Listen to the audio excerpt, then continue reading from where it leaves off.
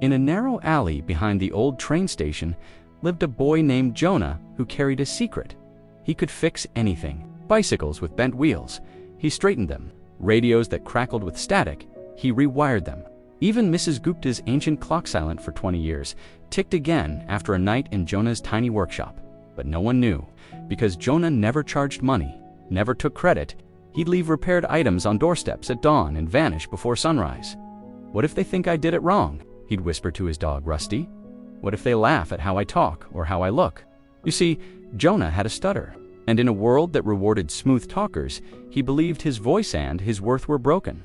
His only refuge was the community makerspace, a non-profit garage where anyone could use tools to build or repair things. But Jonah only came at night when no one was there. He'd work under a single lamp, hand steady, mind sharp, heart heavy.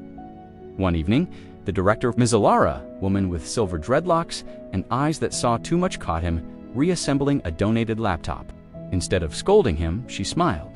"That's the third device you've fixed this week. Why don't you join our youth tech team?"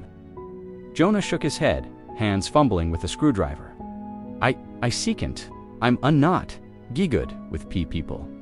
Miss Alara didn't push. She just left a flyer on his workbench. Open build night, all welcome. No experience needed. For a week, Jonah stared at it. Every fear screamed, "You'll embarrass yourself. They'll think you're slow. You don't belong." But then he remembered the little girl who cried when her tablet broke, the one he defixed and left anonymously. She'd told her mom, "It's like magic." What if magic needs a face? He wondered. The night of open build, his legs felt like stone, but he walked in. No one laughed, no one stared. A girl asked how he cleaned circuit boards so well. A boy struggled with soldering. Jonah showed him, hands guiding the iron with quiet patience. His stutter was there, but no one cared. They cared that he knew. By the end of the night, Ms. Alara announced a city challenge: design a low-cost device to help elderly neighbors call for help during falls. "Jonah," she said, "lead the team." He froze. "Emmy, yes, you," she said firmly. "You see solutions where others see junk. That's genius." For the first time, he didn't hide. His team built the Guardian button, a waterproof voice-activated pendant using recycled phone parts. At the showcase, Jonah demonstrated it.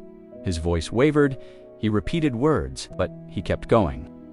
An elderly man in the audience stood up, tears in his eyes. "My wife fell last winter. No one heard her for hours. This could save lives." Jonah's invention won, but more importantly, something inside him unlocked.